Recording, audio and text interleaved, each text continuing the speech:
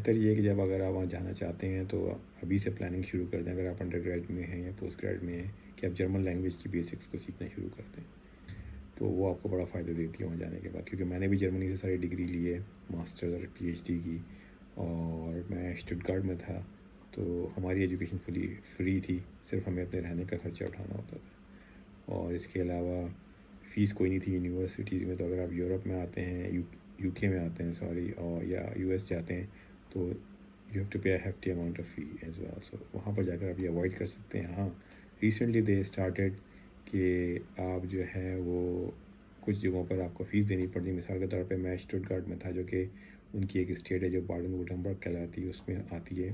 تو ان لوگوں نے ڈیسائیڈ کیا تھا کہ کچھ کورسز کے اندر آپ کو 1500 یوروز پر سیمسٹر، تو سیمسٹر ان کا 6 مہینے کا ہوتا تھا، وہ فیس دینی پڑے گی. لیکن ہمارے زمانے میں ایسا کچھ نہیں تھا، اور ابھی بھی میجورٹی آف دا کورسز جو ہے نا وہ فری ہیں. تو آپ کسی بھی پروگرام میں